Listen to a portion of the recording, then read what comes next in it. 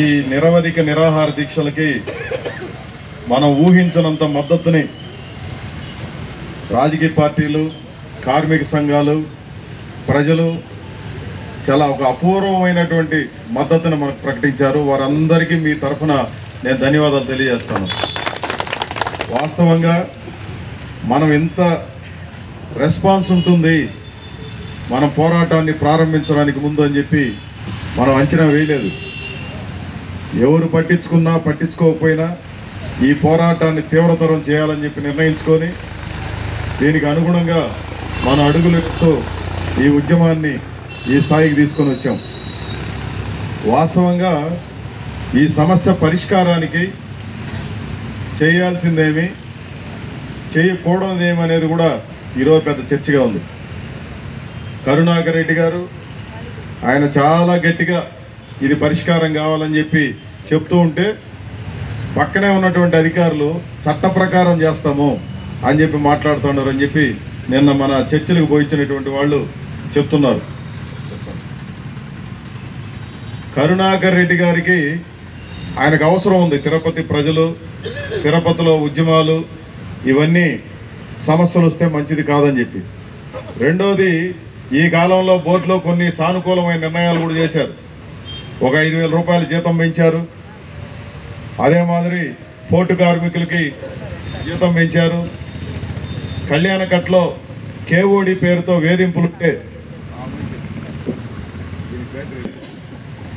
ఆ వేధింపుల్ని రద్దు చేయమని చెప్పి మనం పోరాటం చేస్తే కేఓడి ఉన్నటువంటి వాళ్ళందరి కేసుల్ని రద్దు చేశారు. నిన్న కూడా కొంతమందికి వేతనాలు పెంచాలని చెప్పి నిర్ణయం చేసినట్టుగా మనం చూసాం. టీటీడీ ఏడీ బిల్డింగ్ దగ్గర 18 సంవత్సరాల నుంచి 40 సంవత్సరాల వాళ్ళు మాత్రమే ఉద్యోగాలు చేయాలంట. అంటే కాంట్రాక్ట్ వాళ్ళు అయితే 18 సంవత్సరాల నుంచి 40 సంవత్సరాలు చేయాలా? పర్మనెంట్ ఉద్యోగులు లేదంటే ఈఓలుగా పనిచేసేవాళ్ళు, అధికారులుగా పనిచేసేవాళ్ళు 62 సంవత్సరాల దాకా పనిచేయచ్చంట. ₹1,00,000 జీతాలు తీసుకునే వాళ్ళు 62 ఏళ్ళ దాకా పనిచేయచ్చు. 5,000కి 6,000కి 10,000 రూపాయల లోపల పనిచేసే వాళ్ళంతా కూడా 40 సంవత్సరాలకి రిటైర్మెంట్. ఇది ఎక్కడ న్యాయం? ఇది ఏ చట్టం ఉంది? మనకు 1947లో తయారు చేసుకున్న కాంట్రాక్ట్ అబాలిషన్ యాక్ట్లో ఇది లేదు. ఆ తర్వాత వచ్చిన రకరకాల చట్టాల్లో కూడా ఇవేమి లేవు. కానీ ఇప్పుడు హఠాత్తుగా ఈ చట్టం ఎక్కడి నుంచి వచ్చింది? ఏ చట్టం నుంచి దీన్ని స్వీకరించి పెట్టారు? అంటే టీటీడీలో వేరే చట్టం ఏదో జరుగుతూ ఉంది. ఇన్ని సమస్యల పరిష్కారం అవుతున్నా 3 సంవత్సరాల 2 నెలలు 38 నెలల పాటు పోరాటం చేస్తూ ఉంటే ఏ మాత్రం కామన్ సెన్స్ ఉండేవాళ్ళైనా ఎందుకు పరిష్కారం చేయరు అనేది ప్రధానమైన సమస్య. ధర్మారెడ్డి గారు తప్పు చేస్తున్నారా? వైవి సుబ్బారెడ్డి గారు తప్పు చేస్తున్నారా? జగన్మోహన్ రెడ్డి గారు తప్పు చేస్తున్నారా? కరుణాకర్ రెడ్డి గారు తప్పు చేస్తున్నారా అనే విషయాలన్నీ కాసేపు పక్కన పెడదాం. కానీ తప్పు చేసేవాళ్ళు రోజు మనకు కనిపిస్తూ ఉన్నారు ఇక్కడ ఈ ఆఫీసులో. పర్మనెంట్ అయినటువంటి వాళ్ళు ఎట్లుండాలా? తన వెనకున్నటువంటి ప్రతి ఒక్కడికి పర్మనెంట్ కావాలని కోరుకోవాలా. కానీ ఇక్కడ ఉండేవాళ్ళు ఏ రకమైనటువంటి పాత్రలు పోషిస్తూ ఉండరు. ఈ రోజుకి నేను చెప్తున్నాను, పర్మనెంట్ అయినటువంటి వాళ్ళందరూ అయిపోయిందని అనుకుంటా ఉన్నారేమో. అందరూ అని కూడా అనడంలా నేను. చాలామంది మిత్రులు ఉన్నారు మనకు, మన బాగ్గోరే వాళ్ళు ఉన్నారు, మన మనుషులు ఉన్నారు, దాంట్లో సిఐటిని అభిమానించే వాళ్ళు ఉన్నారు. ఈ రోజుకి భయపడి కొంతమంది నోరు తెరవకుండా ఉన్నారు. ఇట్లాంటి వాళ్ళందరినీ చూసి మేము మౌనంగా ఉన్నాం. పర్మనెంట్ అయినోడు ఏం చేయాలంటే వెనకాల ఉన్నటువంటి పర్మనెంట్ కావాల్సినటువంటి అందరినీ మీకేం కావాలో చెప్పండి, మేము భరోసాగా ఉంటాం. ఎవరి దగ్గరికి పోవాలో చెప్పండి, భరోసాగా ఉంటాం. చట్టంలో ఈ లోసుగా ఉంది, ఆ అధికారి దగ్గర ఈ లోసుగా ఉంది, ఆ దాంట్లో ఇది ఉంది, దీంట్లో ఇది ఉందని పర్మనెంట్ అయినోడు కాబట్టి నువ్వు అనుకూలంగా ఈ కార్మికులకు వ్యవహరించి రెగ్యులరైజ్ కావడానికి తోడ్పడే పని చేయాలి. ఏం చేస్తాడు వీళ్ళు? ఏం చేస్తాంటే ఎర్ర జెండాలో ఉన్నారు కాబట్టి మీకు పర్మనెంట్ కాలేదు, చెవిరెడ్డి భాస్కర్ రెడ్డి దగ్గరికి రండి మీకు పర్మనెంట్ అవుతుంది అని చెప్పి ఐక్యంగా ఉన్నటువంటి కార్మికులందరినీ చీల్చేందుకోసం కొంతమంది ప్రయత్నం చేస్తారు. చాలా మంది, కొద్దిమందే, ఫ్యూ మెంబర్సే, ఒక 3-4 చేస్తున్నటువంటి తతంగం ఇదంతా కూడా. నేను వాళ్ళందరికీ చెప్తున్నా, ఈ రోజు మా దయా దాక్షిణ్యాల మీద మీరు పర్మనెంట్ అయ్యారు. మేము తలుచుకుంటే 3 ఏళ్ల పాటు మా తెలీదా ఏమేమి జరిగినా ఈ రోజు దాకా నేను మాట్లాడలా. ఈ రోజు ఇక్కడ మాట్లాడుతున్నా. ఎవరెవరు ఆధార్ కార్డులు మార్చి వయసులు మార్చుకున్నారో మా తెలీదా? ఎవడెవడు ఏ కథలు నడిపాడో మా తెలీదా? ఎవడెవడు ఎక్కడెక్కడ ఏ సర్టిఫికెట్లు తెచ్చుకున్నారో మా తెలీదా? ఇవన్నీ తీసామంటే ఒక్కడి కూడా ఉద్యోగం ఉండదు. నేను ఈరోజు చెప్తున్నాను, ఈ రోజు నుంచి నీ వైఖరి మార్చుకోకుండా ఈ తప్పుడు వ్యవహారాలు చెవిరెడ్డి చేసేవాడైతే కొండ మీద వాళ్ళు వచ్చారు, సంవత్సరం కిందట వచ్చారు. ఈ రోజు దాకా ఎందుకు జరగదు? ఈ రోజు దాకా జరగదు. ఇంకొంతమంది తయారైనారు ఇక్కడి నుంచి పోయి పక్కకి. ఇంకొక 22 మందో 23 మందో చెవిరెడ్డి భాస్కర్ రెడ్డి దగ్గరికి పోతాం, లక్షల రూపాయల డబ్బులు తేయండి, మేమంతా కోర్టుకు పోయి తెస్తామని చెప్పేసి కోర్టుకు పోయి తెచ్చారా? ఒక పనికి మాలిన ఆర్డర్ ఒకటి తెచ్చి 114 జీవో అనేది టీటీడీకే వర్తించదు. అట్లాంటి జీవో తెచ్చి వేల రూపాయలు లక్షల రూపాయలు కార్మికులను అమాయకులను చేసి డబ్బులు వసూలు చేసుకొని ఈరోజు డ్రామా ఆడుతూ ఉన్నారు. అంటే ఏమని ప్రచారం చేస్తూ ఉన్నారు? లక్షల రూపాయలు డబ్బులు ఖర్చు పెట్టుకోవాలా, లేదంటే అధికారంలో ఉండే వాళ్ళ కాళ్ళు పట్టుకోవాలా, వాళ్ళ కాళ్ళ దగ్గర పడి ఉంటే మనకందరికీ అవుతుందని చెప్పే ప్రచారం చేస్తూ ఉన్నారు. కాళ్ళ దగ్గర ఆల్రెడీ 70 మంది పడి ఉన్నారు, ఒక్కడికి అంత కూడా జరగల. ఒక్క విషయాన్ని ఇక్కడ దృష్టిలో పెట్టుకోవాలా, 362 మంది ఈ టీటీడీ ఫారెస్ట్ లో పనిచేస్తున్నారంటే దానికి కారణం ఈ ఎర్ర జెండా అనే విషయాన్ని దృష్టిలో పెట్టుకోవాలా.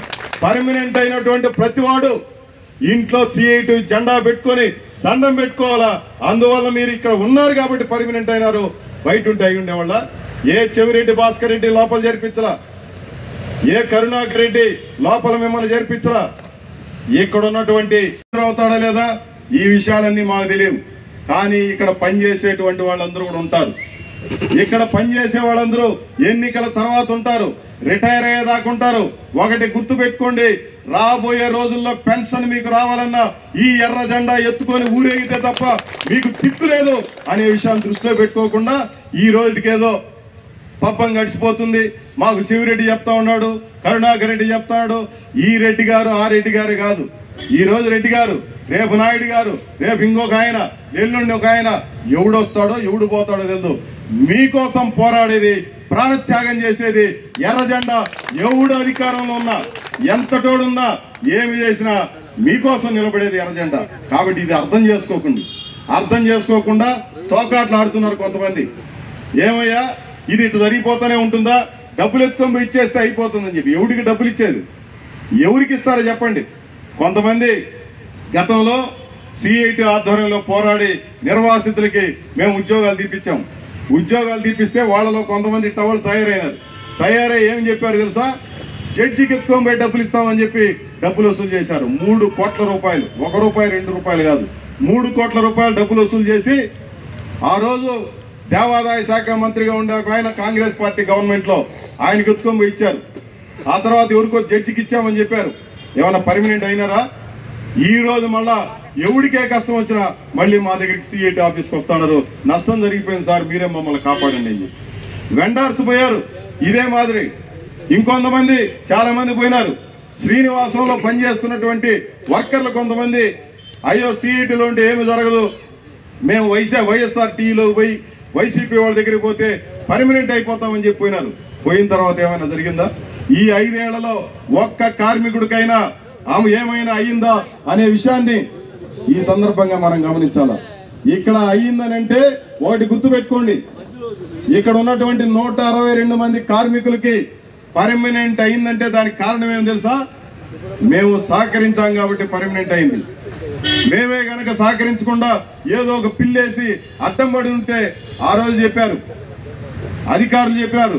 అదే మాదిరి హైదరాబాద్ లో ప్రసాద్ అని చెప్పి సీనియర్ అడ్వకేట్ ఒక ఆయన ఉన్నాడు, ఆయన చెప్పారు, మీరు చిన్న కాగితం వేసి ఉంటే మేము ఆపేసి ఉండేవాళ్ళం అని చెప్పారు. సార్ మేము కడుపులు కొట్టడానికి ఎర్ర జెండాను పెట్టుకోలేదు, వాళ్ళు మా యూనియన్లో లేకుండా పోయిండొచ్చు, మాకు వ్యతిరేకంగా కూడా ఉండుండొచ్చు, కానీ వాళ్ళకైతే ఏదో ఒక దోవల ఇళ్ళ కూడా అవుతుందన్నటువంటి అభిప్రాయంతో ఉన్నాం కాబట్టి సహకరించాము. అది వాళ్ళకి లేకపోతే మేమేం చేసే సార్ అని చెప్పి నేను ప్రసాద్ గారికి చెప్పిన. ఇదేదో నా ఒక్కడి సమక్షంలో కాదు, చాలా మంది అధికారుల సమక్షంలో జరిగినటువంటి చర్చ. నేను ఏ రోజు మీకు చెప్పలే ఇవన్నీ కూడా, కానీ ఈ రోజు మాత్రం బయటపడి ఎందుకు చెప్తున్నానంటే వీళ్ళు అర్థం చేసుకోకుండా ఈ కార్మికులు ఇంకా చేల్చడం కోసం లేదో ప్రలోభాలు పెట్టడం కోసం డ్రామాలు ఆడితే మాత్రం క్షమించేది లేదు, క్షమించే పరిస్థితి ఉండదని చెప్పి నేను చెప్తున్నాను. రేపు ఎవడు ఉంటాడో ఏమో తెలియదు అధికారంలో. కాబట్టి మీరందరూ గౌరవంగా ఐకమత్యంతో మీరందరూ ఒకే మాట మీద ఉండండి, మీకు మేలు జరుగుతుందని చెప్పడం కోసమే నేను ఇవన్నీ మాట్లాడుతున్నాను. కాబట్టి మిత్రులారా, మీరందరూ చాలా పట్టుదలను ప్రదర్శించారు. వాస్తవంగా ఈ పోరాటం ఎట్లా చేయాలా, ఏం చేయాలని చెప్పి రకరకాల సంశయాలు పడిన తర్వాత ఇప్పుడు ఈ పోరాటాన్ని తీవ్ర స్థాయికి తీసుకొని వచ్చాం. స్వయంగా టీటీడీ చైర్మన్ కరుణాకర్ రెడ్డి గారే చెప్పారు ఈ రోజు చర్చలు ఉంటాయని చెప్పి. ఈ చర్చల్లో పరిష్కారం కాకపోతే నేను జోక్యం చేసుకొని మీకు మేలు చేసే పని చేస్తానని చెప్పి ఆయన నిన్న సాయంత్రం హామీ ఇచ్చాడు. సంతోషం. నిజంగానే ఈరోజు సమస్య పరిష్కారం అయితే సంతోషపడతాం. సంతోషపడి ఇప్పుడు అందరికీ ఎట్లయిందో అదే మాదిరి అటవీ కార్మికులు కూడా మేలు జరిగితే మాకంటే సంతోషించేవాళ్ళు. మాకంటే కాదు, ఇక్కడ ఉన్నటువంటి పెద్దలందరూ చెప్పారు, అంజయ్య గారు కూడా చెప్పారు, ఈ అన్యాయం ఇక కొనసాగడానికి వీల్లేదు, మనం అందరూ కూడా ఒక మాట మీద ఉండి చేయాలని చెప్పి. నేను అసలు వాస్తవంగా అన్ని రాజకీయ పార్టీలు, వీళ్ళు వాళ్ళని కాదు, ప్రతి ఒక్కరూ మనం గెలవాలి అని చెప్పి చాలా పట్టుదలను ప్రదర్శించారు, అంకిత భావాన్ని ప్రదర్శించారు. మనం ఎప్పుడు కోరితే అప్పుడు వాళ్ళందరూ కూడా వచ్చి ఈ ఉద్యమంలో భాగస్వాములయ్యారు. నిన్న మీరు చూశారు, సిఐటియు రాష్ట్ర ప్రధాన కార్యదర్శి స్వయంగా పాల్గొని ఈ సమస్య పరిష్కారం అయితే అయినట్టు, లేదంటే రాష్ట్ర వ్యాప్త ఉద్యమంగా మార్చడానికి మేము మీకు సన్నద్ధంగా ఉంటామని చెప్పి చెప్పాడు. ఒక రాష్ట్ర ప్రధాన కార్యదర్శి వచ్చి అన్ని జిల్లాల్లో మేము ఉద్యమంగా మార్చడానికి రెడీగా ఉన్నామంటే ఎంతకంటే అపూర్వమైనటువంటి మద్దతు మనకు లభించదు.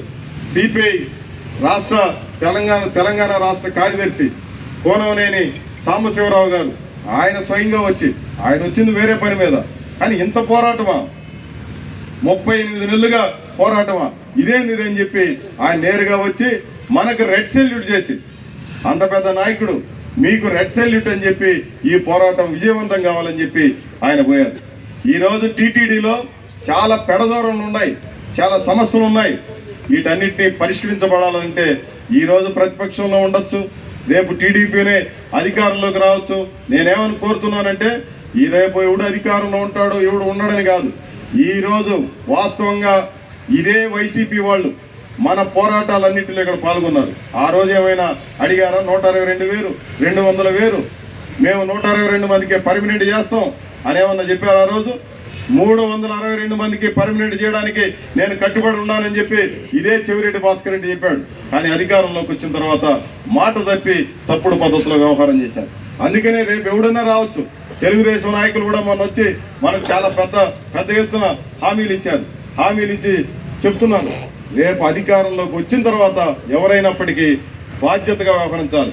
ఎన్నికలకు ముందే మాట చెప్పారో, ఎన్నికల తర్వాత కూడా అదే పద్ధతిలో వ్యవహరిస్తేనే విశ్వాసం ఉంటుంది. ఈరోజు రాజకీయాలంటేనే విశ్వసనీయత పోతా ఉంది. చాలా తప్పుడు పద్ధతులు, ఎన్నిక మనకు అవసరం ఉన్నప్పుడు ఏమైనా చెప్పేయచ్చు, అవసరం లేనప్పుడు మన ఇష్టం వచ్చినట్టు వ్యవహరించుకునే ఒక ధోరణి మంచిది కాదు. ముఖ్యంగా టీటీడీ లాంటి ఒక ధార్మిక సంస్థ దేవుణ్ణి ఆధారం చేసుకుని ధర్మం గురించి మాట్లాడేవాళ్ళు అధర్మానికి ఎక్కడా పాల్పడకూడదు. ఇది తప్పు. ఈరోజు అధర్మానికి